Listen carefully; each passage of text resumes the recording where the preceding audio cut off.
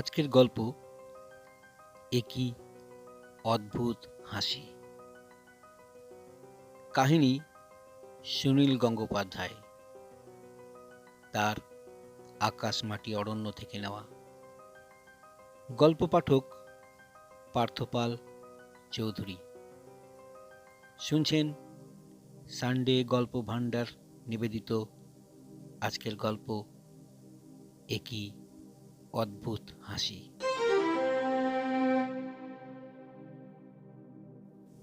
ব্যাপারটা হলো কি, মনোরঞ্জন তার বউয়ের কাছে একটা মিথ্যে কথা বলে ফেলল। তা পুরুষ মানুষ, বিয়ের পর 8 মাস পার হয়ে গেছে, মাঝে মাঝে বউয়ের কাছে দু একটা মিথ্যে কথা তো বলবেই। প্রায় দিনই রাত 10টা পর্যন্ত তাস পিটায় মনোরঞ্জন। হাটবারে কোনো কাজ না থাকলেও সাত জিলিয়া চলে যায়। মানুষের ভিড়ের মধ্যে উঁচু মাথায় ঘোরে, মোহনবাগানের নামে 5 টাকা বাজি ধরে। বঙ্গে বর্গী পালায় ভয়ঙ্কর পণ্ডিত হিসেবে যার খুব নাম ডাক, সেরকম মানুষের প্রতিদিন অন্তত গোটা তিনেক মিথ্যে কথা না বললে চলবে কেন? তবে এ বিশেষ মিথ্যেটি বলার সময় তার বুকও কেঁপেছিল। নদীর ধারে একলা মনোরঞ্জন দাঁড়িয়েছিল বিকেলবেলায়। এই সেই বিশেষ ধরনের বিকেল, যে বিকেলে পৃথিবী প্রত্যেক দিনের মতন আটপুরে নয়। পৃথিবী রানী যেন আজ বেনারসি শাড়ি পরে যত্ন করে সেজে গুজে দূরে কোথাও বেড়াতে যাবেন। নদীর উপরের আকাশ খুন খারাপি লাল, নদীর জলে লম্বা লম্বা লকলকে লাল শিখা। কিছু দূরের একটি পাল তোলা নৌকো এখন ক্যালেন্ডারের ছবি হয়ে গেছে। লালের সঙ্গে পাল্লা দিয়ে আকাশের বাকি অংশ প্রগাঢ় নীল। এক ঝাঁক বেলেহাঁস চন্দ্রহার হয়ে উড়ে আসে লাল থেকে নীলের দিকে। মনোরঞ্জন পড়ে আছে সাদা থানের লুঙ্গি, খালি গা, ডান বাহুতে কালো কার দিয়ে বাঁধা একটা তামার কবজ। তার সরু কোমর থেকে ত্রিভুজ হয়ে উঠেছে বুক, লোহার মোর্চের মতন গায়ের রং, সরু চিবুক, ধারালো নাক, চোখ দুটো মুখের তুলনায় ছোট, মাথায় ঝাঁকড়া ঝাঁকড়া চুল। মনোরঞ্জন আকাশে সূর্য বিদ্যায়ের দৃশ্য দেখছে না, সে চেয়ে আছে পাল তোলা নৌকোটির দিকে। শীত সদ্য শেষ হয়েছে, বাতাস এখনো মন্থর। বঙ্গোপসাগরের অনেক দূরে মেঘ, এদিকে আসতে দেরি আছে। এই যে মনোরঞ্জন, এমন সুঠাম চেহারার যুবা, এমন সুন্দর একটি বিকেলে তার মন ভালো নেই। দৃষ্টি দিয়ে অনুসরণ করতে করতেই যেন মনোরঞ্জন নৌকাটিকে টেনে আনলো নিজের কাছে। নৌকোটি জেটিঘাটের পাশে এসে ভিড়ল। একজন মাঝি ছাড়া নৌকায় আর কোনো যাত্রী নেই। বাঁধের উপর থেকে নেমে গিয়ে নৌকোটির কাছে এসে মনোরঞ্জন জিজ্ঞাসা করল, কি মাধবদা, কেমন উঠল আজ? মাধব মাঝি জেটির থামের সঙ্গে দড়ি বাঁধতে বাঁধতে সংক্ষেপে উত্তর দিল, আমার মাথা। মনোরঞ্জন নৌকোর উপর নেমে গিয়ে মাধব মাঝিকে পাল গুটোতে সাহায্য করতে লাগল। সে কাজ সমাপ্ত হলে সে তার লুঙ্গির ট্যাগ থেকে বার করল একটা ছোট জার্মান সিলভারের কৌটো। তার থেকে আবার বিড়ি এবং কেরোসিন লাইটার বার করে বলল, নাও মাধবদা, বিড়ি খাও। দুজনে বিড়ি ধরালো। নৌকোর খোলে অনেকখানি জল উঠেছে, সেচে ফেলা দরকার। মনোরঞ্জন জিজ্ঞাসা করল, জল ছেঁচে দেব নাকি? এবারও মাধব সংক্ষিপ্তভাবে বলল, ছ্যাঁচ। মনোরঞ্জন নারকোল মালা দিয়ে জল ছেঁচতে লাগলো, আর মাধব বিড়ি টানতে টানতে সরু চোখে চেয়ে রইল সেদিকে। মাধবের জলে ভেজা রোদে পোড়া শরীরটা দেখলে বয়স বোঝা যায় না। তার মেদহীন শরীরটা এমনই টনক যে মনে হয় তার চাতালো বুকটায় টোকা মারলে টং টং শব্দ হবে। তার মুখে ৩-৪ দিকে রুক্ষ দাড়ি, মাথায় একটা গামছা জড়ানো। মাধবের চোখ দুটি এমনই উজ্জ্বল যে এক নজর দেখলেই বোঝা যায় সে সাধারণ ৫ পেঁচি ধরনের মানুষ নয়। মনোরঞ্জনের সঙ্গে চোখাচোখি হতেই মাধব জিজ্ঞাসা করল, এত খাতির কিসের জন্য রে? মনোরঞ্জন বলল, সাধুদা তোমায় একবার ডেকেছে। মাধব চিক করে জলে থুতু ফেলে বলল, যা যা, এখন ভাগতো, তগো ওই মতলবের মধ্যে আমি নাই। মনোরঞ্জন পাটাতনের উপর বসে বলল, এক কাপ চা তো খাবে, সারাদিন খেটে খুটি এলে। মাধব বলল, আমারও তো চায়ের শখ নাই। মনোরঞ্জন বলল, অত রাগ করছো কেন? এখন তোমার কি কাজ আছে আর? একটু না হয় বসলেই আমার সঙ্গে, তাস খেলবে না? মাধব বলল, না। পাটাতনের নিচে হাত ঢুকিয়ে মাধব একটা খালুই টেনে বার করল। তাতে রয়েছে ৩৫০-৪০০ গ্রাম ওজনের একটা ভাঙর আর ২-৩ মুঠো মৌরলা মাছ। বেচলে বড় জোর ৫-৬ টাকা পাওয়া যাবে। তার মধ্যে ২ টাকা দিতে হবে মহাদেব মিস্ত্রিকে নৌকো ভাড়া হিসেবে। বাকিটা মাধবের আজ সারাদিনের উপার্জন। শীতের শেষের নদীতে মাছ পাওয়াই দুষ্কর। খালুইটা হাতে নিয়ে মাধব জেটিতে উঠে গেল। মনোরঞ্জন বুঝল মাধবের মেজাজ এখন নরম করা যাবে না। সপ্তাহে একদিন হাট, তবে বিষ্টুর চায়ের দোকান রোজই খোলা থাকে। একটা বার্লির কৌটোর তলা কেটে তারের হাতল লাগানো তার চায়ের ছাঁকনি। কেটলিতে গুঁড়ো চা সব সময় ফুটছে। উনুনে কাঠের আগুনের আঁচ। একটা আস্ত বানি গাছের গুড়ির দুপাশে ২টি খুঁটি লাগিয়ে দোকানের সামনে বসানো। সেটাই খদ্দেরদের বেঞ্চি। বিষ্টুর গোঁফ খুব বিখ্যাত, শেয়ালের লেজের মতন পুরুষ্ট। সেই জন্যই হাটুরের লোকেরা তার নাম দিয়েছে মোচা বিষ্টু। তার দোকানের চায়ের নাম মোচা বিষ্টুর পেচ্ছাপ। তবু হাটবার কিংবা বিকেল ৪টের লঞ্চ এসে যখন ভেড়ে, তখন অনেকেই সে চা খেতে আসে। বাণীকাঠের গুড়ির বেঞ্চিতে বসে বিষ্টুর দোকানের দিকে পেছন ফিরে বসে বিকেলের দিকে মনোরঞ্জনের আড্ডা বসে। সে ছাড়া আর সুভাষ, বিদ্যুৎ, নিরাপদ আর সুনীল।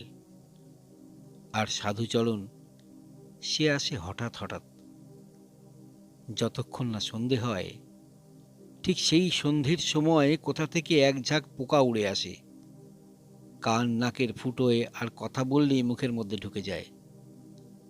তখন আর এক জায়গায় বসে থাকা চলে না। এই কয়েকজনের মধ্যে বিদ্যুৎ বরাবরই রোগা পাতলা, সুভাষ একটু মোটা ধাঁচের, বাকি ৩ জনের গড়া পেটা চেহারা। অবশ্য মনোরঞ্জনের মতন অমন স্বাস্থ্যবান কেউ না। এই সময় থেকে ওদের চেহারা ক্ষইতে শুরু করবে। এখন তো ফাল্গুন মাসের মাঝামাঝি। বৈশাখের প্রথম সপ্তাহে কেউ এসে মনোরঞ্জনকে দেখুক, তখন তার কণ্ঠার হাড় জেগে যাবে, গোনা যাবে বুকের পাঁজরা কখানা, চক্ষু ঢুকে যাবে কোটরে, শরীরটাকে মনে হবে খাঁচা। সেই আঘ্রাণের শেষ থেকেই ওদের হাতে কোনো কাজ নেই। কাজ না থাকলে আলস্যে ওদের শরীর ভাঙে। ওদের জন্য আবার কাজ আসবে আকাশ থেকে, যদি বৈশাখে ঠিকঠাক সময় বৃষ্টি নামে। ভূমির মতনই এই সব ভূমিজ মানুষেরও শরীর পুষ্ট হয় বৃষ্টির জলে। কথাটা প্রথম তুলেছিল নিরাপদ। একবার জঙ্গলে গেলে হয় না? অন্যেরা প্রথমে উড়িয়ে দিয়েছিল কথাটা। দিনকাল পাল্টে গেছে। বাপ ঠাকুরদার মুখে যেসব গল্প শুনেছে তা আর আজকাল চলে না। এখন আইন কানুনের হাত অনেক লম্বা হয়েছে, যখন তখন খপ করে ধরে ফেলে। তবু ঘুষঘুষে জ্বরের মতন, খিদের মতন, রাত চলা পাখির ডাকের মতন কথাটা ফিরে ফিরে আসে। মনে মনে দাঁড়ি পাল্লায় ওজন করে। অঘ্রাণ থেকে বৈশাখ, কিচ্ছু করার নেই, শুধু তাস পাশা খেলা আর বিড়ি টানা। যদি বা দু একদিনের ফুরনের কাজ জোটে, কিন্তু এই সময়টা তাল বুঝে কেউ পুরো মজুরি দিতে চায় না।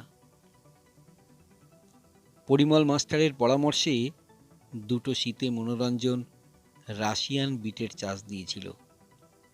শালগমের মতন রাশিয়ান বিটের চারাগুলো তরতরিয়ে পারে, দামও মন্দ পাওয়া যায় না। কিন্তু গত বছর অসময়ের ঝড় বৃষ্টিতে সব নষ্ট হয়ে গেছে, মূল ধন পর্যন্ত বরবাদ। তাই এ বছরে কেউ ওই চাষ দিতে যায়নি। হাটখোলার একটা খালি আটচালায় ওদের যাত্রা রিহার্সাল হয়, কিন্তু এবছর কারোরই যেন রিহার্সালে মন নেই। গত মাসে কলকাতার এক পার্টি এসে জয়মণিপুরে 3 দিন 3টে পালা করে গেল চুটিয়ে। আশপাশের 10খানা গাঁ থেকে লোক গিয়েছিল ঝেঁটিয়ে। এরপর আর নাজনেখালির জয় হিন্দ ক্লাবের যাত্রা কে দেখবে? গেঁয়ো যোগী ভিক পায় না। তাছাড়া অশ্বিনীকে সাপে কাটবার পর থেকে এই জয় হিন্দ ক্লাবটা একেবারে ম্যাড়মেড়ে হয়ে গেছে। অশ্বিনী ছিল ক্লাবের প্রাণ, প্রম্পটার ড্রেসার থেকে পরিচালক পর্যন্ত। যদি অশ্বিনী ফিরে আসে, অশ্বিনী মারা গেছে, তবু অশ্বিনী ফিরে আসতে পারে।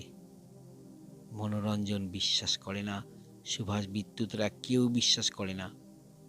তবু অশ্বিনীর দাদা হরিপদ যখন বলে যে লক্ষিন্দর ফিরেছিল, অশ্বিনী কেন ফিরতে পারবে না, তখন প্রতিবাদ করে না ওরা কেউ। তবু মাঝে মাঝে যেন মনে হয় হঠাৎ একদিন নৌকা থেকে লাফিয়ে নেমে অশ্বিনী বলে উঠবে, এই তো আমি এসছি। অমন জলজ্যান্ত মানুষটা, কলার ভেলায় ভাসিয়ে দেওয়া হয়েছে অশ্বিনীকে, সঙ্গে নাম ঠিকানা লেখা কাগজ। এমন কাজের মানুষ ছিল অশ্বিনী, তাকে ফিরিয়ে দিলে ভগবানেরও সুনাম হতো। নিরাপদর কথাটা উস্কে দেয় সাধুচরণ। যদি বাপের বেটা হোস, যদি হিম্মত থাকে, চল তবে জঙ্গলে যাই। জেল থেকে ফিরে এসে সাধুচরণ খুব দাপিয়ে বেড়াচ্ছে। চুরি ডাকাতি নয়, জয়মণিপুরে জমি দখলের দাঙ্গায় পুলিশের হাতে ধরা পড়েছিল সাধুচরণ। 1.5 বছর ঘানি ঘুরিয়ে গ্রামে ফিরেছে। এ গ্রামে সেই একমাত্র জেল ফেরত মানুষ। জেল ফেরত তো নয়, যেন বিলেত ফেরত। জেলে থাকলে স্বাস্থ্য ভালো হয়। আগে ছিল দোহারা গড়ন, এখন চেহারার কি চিকনাই। পরিমল মাস্টার সাধুচরণকে একটা কাজ দেবেন বলেছিলেন এই সামনের বৈশাখ মাসে। এমন নিশ্চিন্ত আশ্বাস পেয়েও সাধুচরণ জঙ্গলে যেতে চায় শুনে অন্যেরা লজ্জা পায়। হাটখোলার আটচালায় হোগলা পেতে শুয়ে বসে আছে ওরা। রিহার্সাল বন্ধ বলে হ্যাজাক জ্বালানো হয়নি। অবশ্য আজ চাঁদের আলোয় ফিনকি দিয়েছে। বিষ্টুর দোকানও বন্ধ হয়ে গেছে, চারদিক নিস্তব্ধ। একসময় নদীর বুকে ঘ্যাস ঘেঁষে আওয়াজ আর ভ্যাঁ ভ্যাঁ হর্নের শব্দ শুনে ওরা বুঝতে পারে পুলিশের লঞ্চ যাচ্ছে। প্যাসেঞ্জার লঞ্চ তো দিনে মাত্র সেই একবার। বিদ্যুৎ মাটি থাবড়ে বলল, আমি রাজি। সাধুচরণ খুঁটিতে ঠেস দিয়ে বসে বিড়ি টানছিল। সে বলল, অন্তত 6 জন তো লাগবেই। মনোরঞ্জন বলল, আমিও রাজি। বিদ্যুৎ সঙ্গে সঙ্গে বলে উঠল, আরে দূর দূর, তুই রাজি হলেই বা তোকে নেবে কে, তুই বাদ। সাধুচরণ বলল, মনোরঞ্জনকে বাদ দিয়ে আমরা 5 জন, আর যদি মাধবদা যায়? বিদ্যুৎ বলল, মাধবদাই তো আসল লোক। মনোরঞ্জন দুর্বলভাবে বলল, কেন? আমি বাদ কেন? কারণটা তো মনোরঞ্জন নিজেই জানে, তাই তার গলার আওয়াজে জোর নেই। তার বিয়ের এখনো বছর পেরোয়নি। তার এখন জঙ্গলে যাওয়ার তো কোনো প্রশ্নই ওঠে না। সাধুচরণ বললে, তুই যা তো মনা, তুই এখন বাড়ি যা, এখন অনেক কথা রয়েছে। সুভাষ উদারতা দেখিয়ে বলল, আমার টর্চ লাইটটা নিয়ে যা। কিন্তু মনোরঞ্জন তক্ষুনি বাড়ি যায় না, আরও কিছুক্ষণ বসে থাকে। গুম হয়ে বসে থেকে ওদের আলোচনা শোনে আর উদাসীনভাবে বিড়ি টানে। ওরা আলোচনাই চালিয়ে যায়, শুধু শেষ পর্যন্ত কোনো সিদ্ধান্তে আসতে পারে না। জঙ্গলে যাওয়ার অনেক হ্যাপা, এ তো আর বেড়াতে যাওয়া নয়। সব বন্দোবস্ত করতে গেলে অনেক কাঠ খড় পোড়াতে হবে। কোনো আড়তদারের কাছ থেকে দাদন নিয়ে যাওয়া যেতে পারে বটে, কিন্তু ওরা তা চায় না। ওরা চায় স্বাধীনভাবে যেতে। বাড়ি ফিরে মনোরঞ্জন প্রথমেই উঠোনে গোলার গায়ে হাত বুলায়, ইঁদুরে গর্ত করেছে কিনা দেখে নেয়। এঁটেল মাটিতে গোবর মিশিয়ে এমনভাবে লেপে দেওয়া আছে যেন সিমেন্ট করা। গোলার গায়ে দুবার থাবড়া মারে মনোরঞ্জন। কত আর হবে? বড়জোর 2 বস্তা ধান। বাড়িতে 5টি প্রাণী দুবেলা খাওয়ার জন্য হা হা করে আছে। এতে কটা দিন চলবে? মনোরঞ্জনের বাপ মা দুজনেই ঘুমিয়ে পড়েছে। কেরোসিনের খরচা বাঁচাবার জন্য ওরা সন্ধ্যাতেই ভাত খেয়ে নেয়। মনোরঞ্জনের বাপের নাম বিষ্ণুপদ আর মায়ের নাম ডলি। চাষের বাড়ির বইয়ের নাম ডলি, এতে অবিশ্বাসের কি আছে? এদিকে হ্যামিল্টন সাহেবের জমিদারি ছিল কি না? যখন আচ্ছা আচ্ছা গ্রামে স্কুল বসেনি, তখন থেকেই পাকা বাড়ির স্কুল আছে জয়মণিপুরে, দেখবার মতন স্কুল। বিষ্ণুপদ এবং মনোরঞ্জন দুজনেই মাঠে হাল ধরে বটে, দুজনেই কিন্তু ক্লাস 6 পর্যন্ত পড়েছে। মনোরঞ্জনের ছোট ঠাকুরদা, অর্থাৎ ঠাকুরদার ছোট ভাইয়ের নাম জেমস সন্তোষ খাড়া। তিনি অবশ্য খ্রিস্টানই হয়েছিলেন। সরু লাল পেরে শাড়ি পরা মাঝবয়সী মনোরঞ্জনের মা যখন 5 পুকুরে বাসন মাজতে যায়, তখন তাকে কেউ ডলি বলে ডাকলে তা শুনে নতুন কোনো লোক চমকে উঠতেই পারে, কিন্তু এখানকার কেউ চমকাবে না। হ্যালিংটন সাহেব নরেনের পিসিমাকে আদর করে ডাকতেন বেবি। বুড়ি বয়স পর্যন্ত তার সেই বেবি নামই থেকে গিয়েছিল। মনোরঞ্জনের 2 দাদা বিয়ে করে আলাদা হয়ে গেছে। বড়দা নিজের শ্বশুরবাড়ির গ্রামে জমি পেয়ে সেখানেই বসতি নিয়েছে। মেজদা গোসাবায় ডাবের ব্যবসা করে। 6 ভাই বোনের মধ্যে 2টি টুপটাপ করে মারা গেছে অকালে। ছোট বোনটি ক্লাস 9-এ 2বার ফেল করে বিয়ের দিন গুনছে মনে মনে। মনোরঞ্জন বাড়িতে না ফেরা পর্যন্ত তার ছোট বোন কবিতা তার বউ বাসনার সঙ্গে গল্প করে। এই নাম দুটিও বেশ চকচকে, নাইলনের শাড়ি পরা ধরনের নয়। গ্রামের মেয়েদের নাম বুঝি চিরকাল খেন্তি, পুটি কিংবা গোলাপি থেকে যাবে? ঐতিহাসিক পৌরাণিক কাহিনীর বদলে যাত্রায় আজকাল সামাজিক বিষয়বস্তু থাকে বলে গ্রামের ছেলে মেয়েদের নামও পাল্টে যাচ্ছে। তাছাড়া সিনেমার নায়ক নায়িকার নাম। ইলেকট্রিসিটি নেই, তবু এই গ্রামেও মাসে একবার সিনেমা আসে। কবিতার ডাকনাম বুচি। গায়ের রং একটু ফর্সা ফর্সা, মুখটা একেবারে লেপা পোচা। তার ঘরে জ্বলছে হ্যারিকেন আর বাজছে রেডিও। রেডিওতে এরকম একটা গান শোনা যাচ্ছে, অশ্রু নদীর সুদূর ঘাট দেখা যায়, ঘেঁটো ঘেঁটো একটা শব্দ। খুবই দুর্বল হয়ে গেছে ব্যাটারিগুলো, না পাল্টালে আর চলছে না। রেডিওটা বিয়ের সময় পাওয়া, মাঝখানে দুবার মাত্র 4খানা করে ব্যাটারি কিনেছে মনোরঞ্জন। গানটা শুনেই মনোরঞ্জন বুঝতে পারে এখন 9:45 বাজে, এমন কিছু রাত নয়। তাস খেলা জমলে একদিন 12টাও বেঁচে যায়। বারান্দায় বালতিতে জল রাখা আছে। মনোরঞ্জন হাত পা ধুয়ে ঘুরে এসে বোনকে বলল, আমার ভাত বেড়ে দে বুচি, তোরা খেয়েছিস? কবিতা ঘর থেকে বেরিয়ে যেতেই মনোরঞ্জন তার বউয়ের থুতনি ধরে বলল, বাসনা বাসনা, আমার বাসনা, একটিবার হাসো না।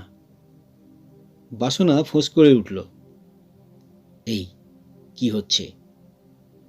মনোরঞ্জন তবু বাসনার ডান গাল টিপে ধরল এবং বলল, পুটু পুটু পুটু পুটু, আমার সোনা পুটু মনা পুটু। বাসনা ক্রুদ্ধ বিড়ালিনীর মতন ফ্যাঁস ফ্যাঁস করে উঠল।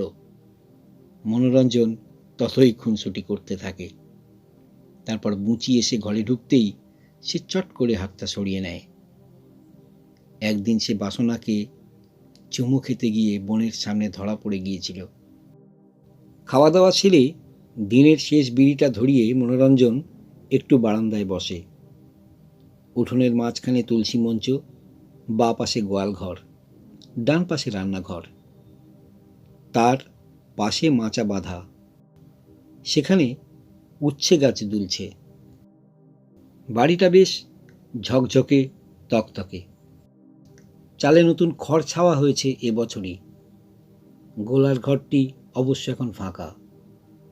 গত গ্রীষ্মে গোমোড়কে একটি হেলে বলদ মারা যাওয়ায় ঝটিতে বিক্রি করে দেওয়া হয়েছিল অন্যটাকে।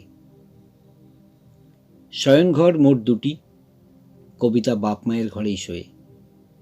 ওর ভয়ের অসুখ আছে, মাঝে মাঝে ওকে ওলায় ধরে। ঘুমের ঘোরে গোঁ গোঁ করে চিৎকার করে ওঠে। কট রাখালির সাধু বাবার কাছে ওকে নিয়ে যাব করেও নিয়ে যাওয়া হচ্ছে না। তিনি এইসব রোগের একেবারে ধন্বন্তরী। বিয়ের আগে কবিতার এই অসুখ তো সারিয়ে ফেলতেই হবে। সুকটান দেবার পর বিড়িটা ছুঁড়ে ফেলে দিয়ে ঘরে চলে আসে মনোরঞ্জন। তক্তপোষের উপর উঠে বসে এবং বলে, ওহো, তোমায় একটা কথা বলতেই ভুলে গেছি। তোমার বাপের বাড়িতে তো কাল ডাকাত পড়েছিল। বাসনা ভেতরের ছোট জামাটা খুলছিল। পিছন ফিরে চমকে ঘুরে তাকিয়ে বলল, হ্যাঁ? মনোরঞ্জন বলল, 4টের লঞ্চে লারান্দা এলো, তার মুখেই শুনলাম মামুদপুরে কাল বড় ডাকাতি হয়ে গেছে। আমি জিজ্ঞাসা করলুম, কার বাড়ি? লারান্দা বললে, যে নেতাই চাঁদ হরিণের মাংস বেচতে গিয়ে ধরা পড়িয়েছিল বসিরহাটে, সেই নিতাই চাঁদের বাড়ি। নিতাই চাঁদ তো তোমার কাকার নাম, তাই না? বাসনার ছেলে মানুষই মুখখানি আতঙ্কে কালো হয়ে যায়। সে চোখ কপালে তুলে বললে, এ খবর শুনেও তুমি চুপ করে বসে রইলে? মনোরঞ্জন বলল, তা কি করব? ল্যাজ তুলে দৌড়ব? লালান্দা যখন কথাটা বললে ততক্ষণে লঞ্চ ছেড়ে গিয়েছে। তার ডাকাতি যখন হয়েই গেছে তখন আমার যাওয়া না যাওয়ার সমান। তার স্ত্রী বলল, ডাকাতরা আমাদের বাড়ি থেকে কি নেবে? মনোরঞ্জন বলল, তোমার কাকাটা তো 1 নম্বরের চোর। চোরাই মাল কত লুকিয়ে রেখেছিল কে জানে। বাসনা বলল, মানুষ মেরেছে?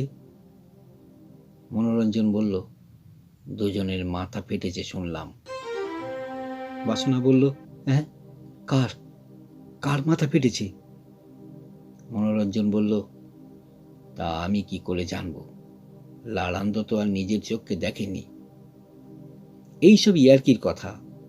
প্রতি রাত্রি মনোরঞ্জন এই ধরনের উদ্ভট কোনো গল্প বানিয়ে চমকে দেয় বউকে। বাসনার চোখে জল এসে গেলে সে হো হো করে হেসে ওঠে। তখন বাসনা এসে তার বুকে গুম গুম করে কিল মারতে থাকে আর বলে, আমার কাকা মোটেও চোর নয়। তখনও মনোরঞ্জন তার বউকে জড়িয়ে ধরে খুব আদর করে আর খেপায়, চোরই তো, নিশ্চয় চোর। তোমরা একেবারে চোরের বংশ, তুমি নিজেও তো একটু চোরনি।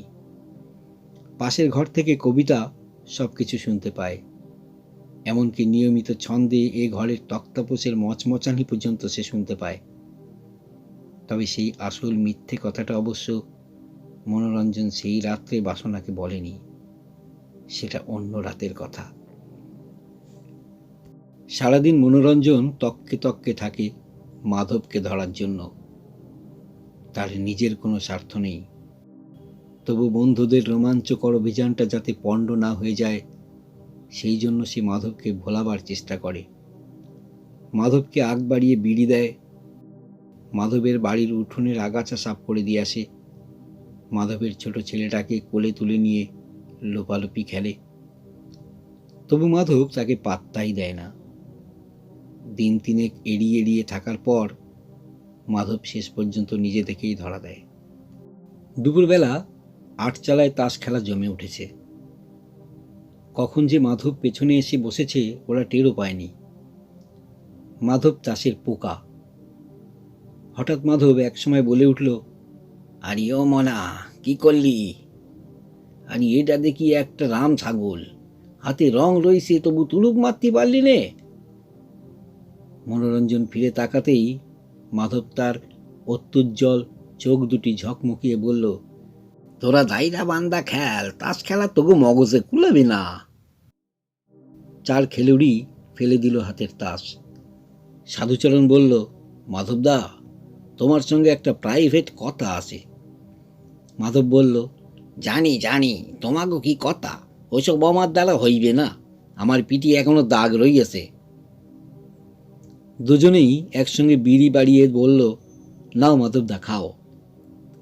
দুজনের থেকেই বিড়ি নিয়ে একটা ট্যাকে গুজে আরেকটির পেছনে ফু দিতে দিতে মাধব বলল, যতই খাতির করো, ও লাইনে আমি আর যেতে পারবো না, আজকাল ও লাইন খারাপ হয়ে গেছে। মাধবের মতন কর্মিষ্ঠ পুরুষ সচরাচর দেখা যায় না। তাকে মাঝি বলা যায়, জেলে বলা যায়, চাষি বা কাঠুরে বা ঘরামিও বলা যায়, সব কাজেই সে সেরা। তার কাজের ক্ষমতা এবং বুদ্ধি দুটোই আছে। সেই জন্যই অনেকে তাকে সমীহ করে। যারা হিমালয়ের সর্বোচ্চ চূড়ায় পতাকা ওড়ায়, যারা অকল সমুদ্রে নতুন দেশ আবিষ্কারের জন্য বেরিয়েছে এককালে, যারা যুদ্ধে বিজয়ী হয়ে শত্রুর দেশে দাঁড়িয়ে চওড়া কাঁধটা আরও চওড়া করে গর্বের হাসি দেয়, তাদের মুখের সঙ্গে মিল আছে মাধবের। তবু মাধব সংসারের ব্যাপারে বিশেষ সুবিধা করতে পারেনি। একটা ছোট্ট চৌহদ্দির বাইরে সে কোথাও যায়নি কখনো। বেঁচে থাকাটাই তার একমাত্র অভিযান। তার জমিও নেই, মূলধনও নেই, শুধু গায়ে খেটে তার কতখানি সমৃদ্ধ হবে। বাড়িতে তার 7টা পেট। তার নিজের নৌকোটি চলে যাওয়ায় সে আরও বিপাকে পড়েছে। সাধুচরণ বলল, যদি যদি পারমিট জোগাড় করি মাধবদা? মাধব সন্দেহের চোখে তাকিয়ে বলল, পারমিট জোগাড় করবি তুই? তোকে পারমিট দেবে কিডা? হ্যাঁ? সাধুচরণ বলল, ধরো না, যদি আমি জোগাড় করি। মাধব বলল, ধর না, আমি লাটের বেটা, বড় লাট আর আমার মেয়ে ইন্দিরা গান্ধী, ধরতে আর ঠেকাটা কি, তাতে তো পয়সা লাগে না।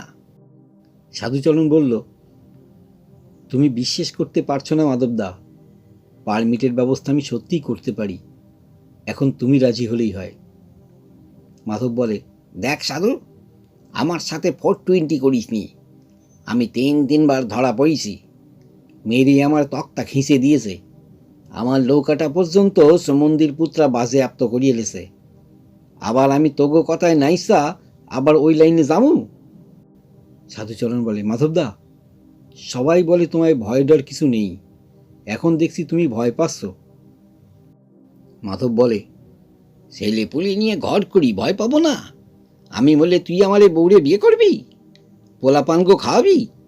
সোমরে ভয় ডর করি না, কিন্তু পুলিশ আর ফরেস্টের লোক আমারে ছিবরা কইরা দিছে, সবাই বুঝতে পারে যে মাধব গরম হয়ে এসেছে। মাধব দুঃসাহসী। শুধু দৈহিক পরিশ্রম করে কোনো ক্রমে টেনে টুনে সংসার চালানোয় সে বিশ্বাসী নয়। হঠাৎ কোনো ঝুঁকি নিয়ে সে ভাগ্য ফেরাতে চায়। ভাগ্য ফেরেনি বটে, তবে এরকম ঝুঁকি সে বারবার নিয়েছে। অন্তত 3বার মৃত্যুর মুখ থেকে ফিরে এসছে সে। একবার ডাকাতরা তার নৌকো থেকে সব কিছু কেড়ে কুড়ে তার পরনের কাপড় পর্যন্ত খুলে ন্যাংটো করে তাকে ছেড়ে দিয়েছিল চামটা ব্লকে। সেখান থেকেও প্রাণে বেঁচে সে ফিরতে পেরেছে। এরকম ঝুঁকি যারা নেয় তাদের স্বভাব সারা জীবনে বদলায় না। সাধুচরণ সত্যি অনেকটা এনেছে কাজ। জয়মণিপুরের আকবর মণ্ডলের পারমিট আছে। 1 ভাগ বখরা দিলে সে সেই পারমিট ব্যবহার করতে দিতে রাজি আছে। এর মধ্যে বেআইনি কিছুই নেই। সকলের দিকে চোখ ঘুরিয়ে ঘুরিয়ে তাকিয়ে মাধব বলল, সঙ্গে আর কে যাবে? এইসব চ্যাংড়ারা, এরা তো একটা হাঁক দিলেই পাছার কাপড় নষ্ট করে ফেলাবে। মূল প্রস্তাবকারী নিরাপদ এবার বলল, ও কথা বলো না মাধবদা, জঙ্গলে তুমি একা যাওনি, আমরাও গেছি। মাধব বলল, হ্যাঁ গেছিলি, গত সালে ফুল মামার লঞ্চে টুরিস্ট বাবুদের রান্না করে হয়ে গেছিলি, তাই না? মাধবের গলার আওয়াজে রাজ্যের অবজ্ঞা ঝরে পড়ে। সাধুচরণ বলল, শোনো, আমরা কে কে যাব? তুমি, আমি, নীরা। মাঝখানে বাধা দিয়ে সুশীল বলে উঠল, আমি কিন্তু যেতে পারবো না। জয়নগরে আমার মামার মেয়ের বিয়ে আছে। মাধব আর সাধুচরণ দুজনেই জ্বলন্ত চোখে তাকালো সুশীলের দিকে। মাধব পিচ করে থুতু ফেলল পাশে। সাধুচরণ বলল, তোকে নিতামো না আমরা। মাধব শুধু বলল, হে। সাধুচরণ আবার বলল, সুভাষ, বিদ্যুৎ, নিরাপদ, তুমি আর আমি, মনোরঞ্জন বাদ। যদিও সে সামনে ঠায় বসা, সবার চেয়ে বলশালী চেহারা তার, এবং সে ভীতু এমন অপবাদ ঘোর নিন্দুকেও দিতে পারবে না। সাধুচরণ বলল, আকবর মণ্ডলের পারমিট, তাকে নিয়ে মোট 6 ভাগ। মাধব বলল, নৌকার 1 ভাগ লাগবে না? নৌকো তোরে কিটা দিবে? নিরাপদ বলল, ঠিক, নৌকোর ভাগ ধরা হয়নি, তাহলে 7 ভাগ, মহাদেবদার নৌকো। মাধব বলল, 8 ভাগ হবে রে, 8 ভাগ, আমার 2 ভাগ, গুনিনের ভাগ নাই? সাধুচরণ অন্যদের মুখের দিকে একবার চোখ বুলিয়ে নিয়ে বলল, রাজি। এবার জোগাড় যন্ত্রের পালা। শুধু পারমিটের দোহাই দিলেই তো হবে না, খোরাকি জোগাড় করতে হবে। যাওয়া আসা পর্যন্ত 1 মাসের ধাক্কা। এই 1 মাস বাড়ির লোকজন কি খেয়ে থাকবে তা তো ভাবতে হবে। নিজেদেরও রান্না করে খেতে হবে। আর আছে বনবিবির পুজো। আগে যারা ধার দেনা করে জঙ্গলে যেত, ফিরে এসে দেখত লাভের ধন সব পিঁপড়ে খেয়ে গেছে। এখন আর মহাজনদের অতটা সুদিন নেই, অন্তত এদিককার পিঠোপিঠি কয়েকটা গ্রামে। মনোরঞ্জন দল ছাড়া হয়ে গেছে। তবু সেই আগ বাড়িয়ে বলল, পারমিট যখন আছে তখন পরিমল মাস্টারের কাছে চলো না। পরিমল মাস্টারের নামে সাধুচরণ একটু গা মোচড়ামুচড়ি করে। কথাটা ঘোরাবার জন্য সে বলল, ক বস্তা ধান লাগবে, আগে হিসাব কর না। মাধব এসব কথার মধ্যে থাকতে চায় না। ভাড়াটে সৈন্যের মতন সে শুধু নিজেরটাই বোঝে। উঠে দাঁড়িয়ে সে বলল, আমার বাড়ির জন্য 2 বস্তা ধান, আর অন্তত নগদা 100টি টাকা রাইখা যাইতে হবে। সে ব্যবস্থা তোমরা করো। ঘুরে ফিরে আবার পরিমল মাস্টারের নাম আসে। সাধুচরণ বলল, মহাদেবদা, যদি 300 মণি নৌকাটা দেয় আর বিনা সুদে কিছু টাকা। মহাদেব মিস্ত্রি সম্পর্কে কাকা হয় বিদ্যুতের। সেই বিদ্যুৎই বলল, ও দেবে বিনা সুদে টাকা? তুমি পেঁপে গাছে কাঁঠাল ফলতে দেখেছ বুঝি? এই সময় নৌকোটা বেশিরভাগ দিন খালিই পড়ে থাকে। অত বড় নৌকো তো হুটহাট করে কেউ দেবে না। তবু কি মহাদেব মিস্ত্রি নৌকোটা ফ্রি দেবে? হিংস্র চোখে তাকিয়ে মহাদেব মিস্ত্রি বলবে, বাপধনের ওই নৌকো যদি ডাকাতরা নিয়ে যায়, তখন তোদের সব কটাকে বেচে দিলেও তো ওর দাম উসকুল হবে না। তবু যে দিচ্ছি তা তোদের ভালোবাসি বলেই তো, তাই না? এরপর আবার বিনি পয়সায় চাস? অকৃতজ্ঞ একেই বলে, বুঝলি? আমি এ গ্রামের কোনো মানুষকে ঠকাই না, কারোর ভিটে মাটি চাটি করি না। তবু এ গ্রামের মানুষ বিনা সুদে টাকা চেয়ে আমায় জব্দ করতে চায়। হায় অদৃষ্ট! সাধুচরণ পরিমল মাস্টারের প্রিয় পাত্র। তবু সে কেন ওকে এড়িয়ে যেতে চাইছে তা অন্যেরা বুঝতে পারে না। সাধুচরণ আবার ওদের প্রস্তাবে বাধা দেবার জন্য বলল, মাস্টারমশাই কলকাতায় গেছেন, কবে ফিরবেন তারও ঠিক নেই। মনোরঞ্জন টপ করে জানিয়ে দিল, না না, মাস্টারমশাই কালই ফিরেছেন, আমি দেখেছি। জলপরি লঞ্চে এলেন। দুদিন পরে খুব ভালো খবর পাওয়া যায়। নিরাপদ আর বিদ্যুৎ দেখা করেছিল পরিমল মাস্টারের সঙ্গে। নিজের কোনো স্বার্থ না থাকলেও মনোরঞ্জনও গিয়েছিল বন্ধুদের সঙ্গে। পরিমল মাস্টার দারুণ ব্যবস্থা করে দিয়েছেন। টাকা পয়সার আর কোনো প্রশ্নই নেই। চাল, ডাল, তেল, নুন যখন যা লাগবে ওদের পরিবারের লোকেরা তা সময় মতো নিয়ে আসতে পারবে জয়মণিপুরের কোঅপারেটিভের দোকান থেকে। ওরা নিজেরাও প্রয়োজন মতন সেই সব জিনিস নিয়ে যেতে পারবে নৌকায়। শর্ত হলো, ফিরে এসে মাল বেচে আগে শোধ করে দিতে হবে ওই সব জিনিসের দাম। সুদ লাগবে না এক পয়সাও। এরপর সাজ সাজ রব পড়ে যায়। আর কোনো বাধাই রইল না। সামনের বাণেই যাত্রা শুরু। মাঝরাতে ঘুম ভেঙে উঠে বসে মনোরঞ্জন। চেঁচিয়ে উঠল, ওমা, মা, ও মা, মা, মা! ভয় পেয়ে, কি হলো, কি হলো বলে চেঁচিয়ে উঠল বাসনা। স্বামীকে জড়িয়ে ধরল। মনোরঞ্জন হাত জোর করে শিব নেত্র হয়ে বলতে লাগলো, মা, মা, রক্ষা করো মা, রক্ষা করো মা, আমি আসছি মা, আমি আসছি মা। বাসনা কেঁদে ফেলতেই পাশের ঘর থেকে ছুটে এলো কবিতা। তার গলা খাঁকারি দিয়ে বিষ্ণুপদ, তারপর ডলি।